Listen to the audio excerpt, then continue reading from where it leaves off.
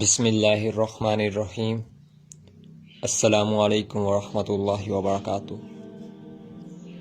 جہیز کے متعلق سوال پوچھا گیا ہے کہ اس رسم کو ختم کیسے کیا جائے، شروعات کیسی ہونی چاہیے، کس سے شروعات کرنی چاہیے۔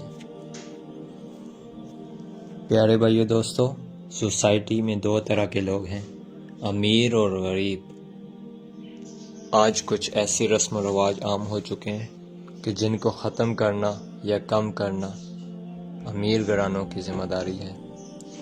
امیر گھرانوں کو چاہیے کہ وہ ایسے رسم و رواج کو کم کریں یا ختم کریں، کیونکہ اگر امیر گھرانے سے شروعات ہوگی تو معاشرہ اس سے برا بھلا نہیں کہے گا، لیکن اگر ایک غریب آدمی اس کو ختم کرنے کی کوشش کرے گا تو اس سے برا سمجھا جاتا ہے کہ اس کے پاس پیسہ نہیں ہے تبھی یہ ایسا کر رہا ہے، یہ اس قابل ہی نہیں ہے، یہ ہوا وہ ہوا۔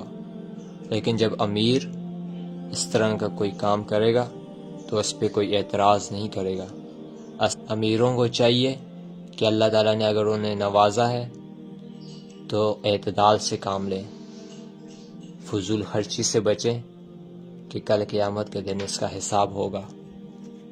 اور ان نوجوانوں کو بھی میں کہنا چاہتا ہوں جن کی ابھی تک شادی نہیں ہوئی، وہ اتنا کمائیں کہ جہیز کا ارینج خود کریں، شروعات خود سے کریں۔ اگر میری ابھی تک شادی نہیں ہوئی، جہیز کے سامان کا ارینج میں خود سے کروں گا۔ لڑکی کے والدین آپ کو اپنی بیٹی پال پوس کر دے رہے ہیں، کیا یہ کافی نہیں ہے کہ وہ اپنی بیٹی کے ساتھ اچھا خاصا سامان بھی دیں؟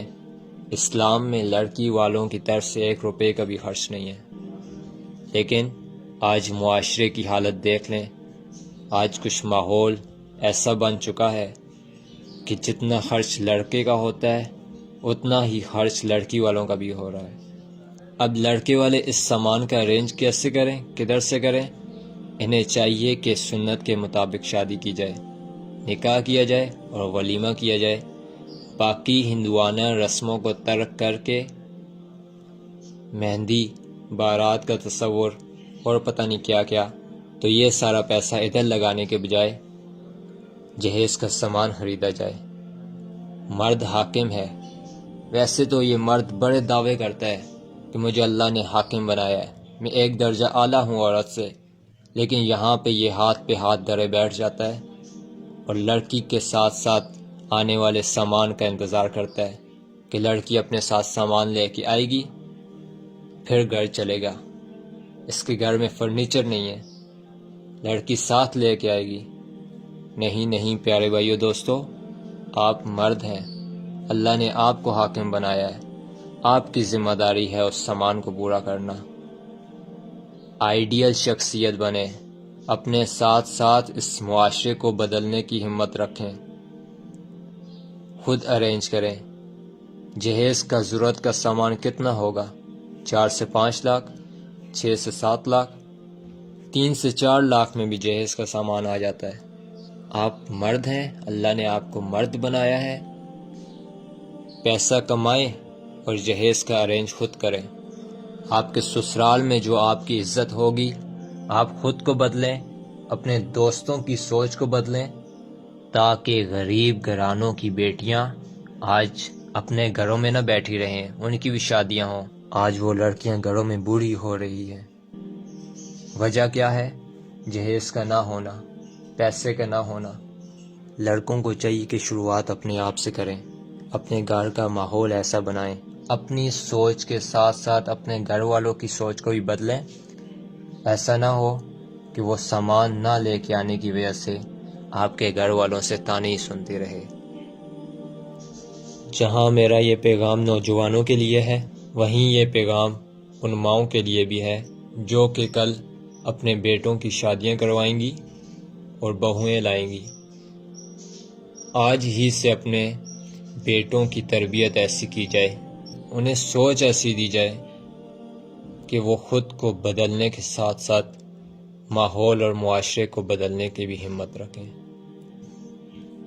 مرد کو چاہیے کہ ہر چیز میسر کرے عورت کو، عورت جو اس کے عقد میں آ رہی ہے تو یہی کافی ہے، باقی ہر چیز اس سے میسر کرنا یہ مرد کی ذمہ داری ہے۔ اللہ نے ایسے حاکم بنایا ہے۔ یہ حاکم ہونا کوئی چھوٹی بات نہیں ہے۔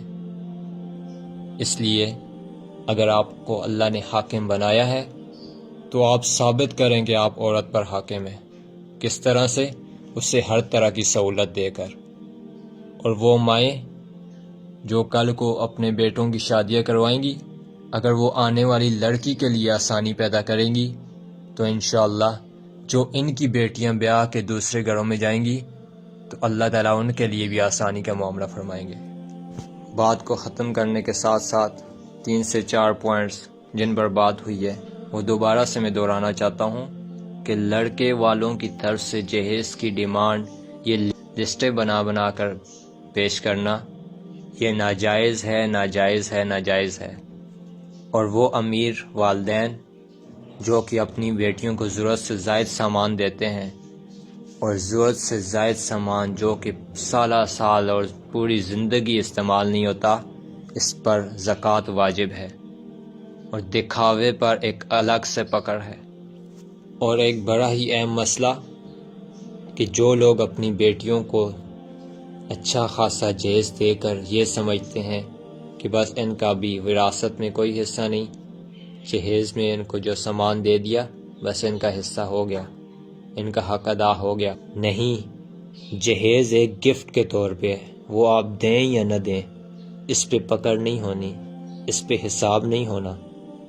لیکن اگر آپ وراثت میں حصہ نہیں دیں گے تو اس پر آپ سے پوچھ ہوگی، یہ اللہ کا حکم ہے، اس پر پکڑ ہوگی۔ بیٹیوں کو وراثت کے حصے سے محروم نہ کیا جائے۔ نوجوانوں، خود کو بھی بدلو اور معاشرے کو بھی بدلنے کی ہمت رکھو۔ خود کو بدلو گے تو اپنے گھر کو بدلنے کی ہمت آئے گی، اپنے گھر کو بدلو گے تو ایک سوسائٹی کو بدلنے کی ہمت آئے گی، ایک خاندان کو بدلنے کی ہمت آئے گی۔ ایسا کام کر دکھاؤ کہ تم آئیڈیل شخصیت بن جاؤ۔ کل کو اگر کسی غریب کی بیٹی کے لیے آسانی ہوگی تو تمہیں یاد رکھا جائے گا۔ اللہ پاک آپ کو اس عمل پر بہترین اجر سے نوازیں گے۔